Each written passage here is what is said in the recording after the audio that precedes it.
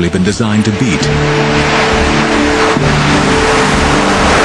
With performance levels like these, other countries are quick to express interest in acquiring F-15s. Israel is the first foreign power allowed to buy it, and the experience of one Israeli pilot soon proves how durable the F-15 can be. Captain Zvi Nadavi experiences a pilot's worst nightmare when a training exercise goes horribly wrong. He is flying a simulated airfield defense mission and is tasked with intercepting hostile aircraft when disaster strikes. I saw what in hindsight was the number 3, which is the leader of the rear pair, and he was upside down, and I was at around 14,000 feet, and I shot a missile. Even though he was upside down, he continued to go up, and I was like this, so it was stomach to wing. We couldn't see each other, and we collided.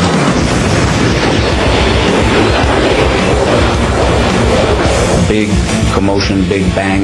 The A4 basically fireballed immediately, and I found myself with maybe 30 degrees nose down attitude, and the aircraft was spinning.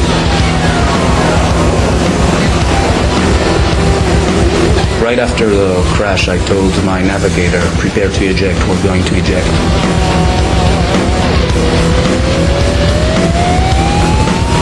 I opened afterburner, which is a totally opposite instinct when you're spinning towards the ground.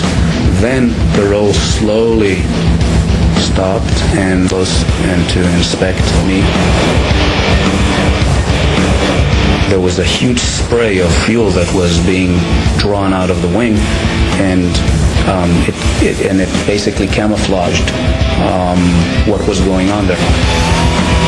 Nadavi survives the mid-air collision. He is 10 miles out from the nearest airfield and hopes to still land safely. But the pilot cannot see what has happened behind the spray of leaking fuel. His F-15 has been so badly damaged in the collision that he is flying on just one wing.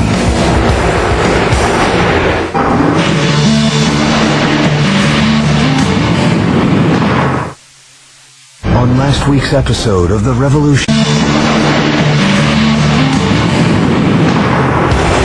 After a devastating mid-air collision, Captain Zvi Nadavi finds himself flying a seriously damaged F-15. Somehow, he's able to regain control over his aircraft and attempt a landing. I approached the airfield. I crossed the threshold where usually in an F-15 you cross at 130 knots. I crossed at anywhere between 250 to 260 knots. Was landing at approximately twice the normal landing speed. I put the tail hook down. There was a cable at about a third of the runway, and we went into that cable. But because of the speed, the hook is not built for those speeds, and the hook basically tore off the airplane.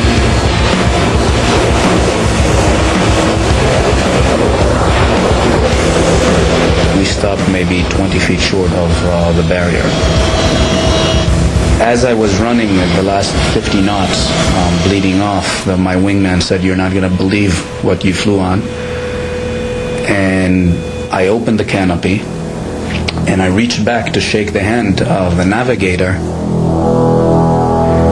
And as I was reaching back, that was the first time that I looked and I saw that I didn't have a wing on the right-hand side.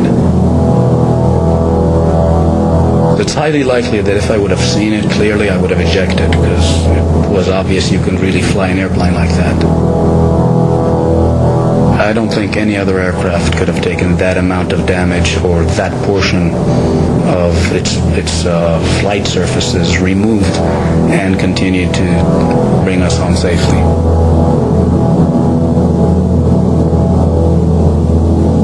The best testament was a good friend of mine who was an F-16 pilot, and he crossed and he saw that there was no wing, and his first words was, "Can I transfer to F-15s?" It should be aerodynamically impossible for an aircraft to fly with one wing missing. McDonnell Douglas sends a team to investigate the incident. their first inclination was it was a taxiing accident. It couldn't happen in the airplane. And only when they later went to analyze it and said, okay, the F-15 has a very wide body, and you fly fast enough and you're like a rocket, and you don't need wings. The Eagle has done the impossible. If a pilot can land an F-15 with just one wing, the plane should be able to endure unimaginable punishment on the battlefield. But nobody can tell at this stage how well the Eagle will perform against the dreaded MiG-25. The first good look at the MiG-25 came when a Russian pilot, Viktor Belenko, defected in his MiG-25 to Japan. The Japanese and the Americans hustled over the airplane, they dismantled it.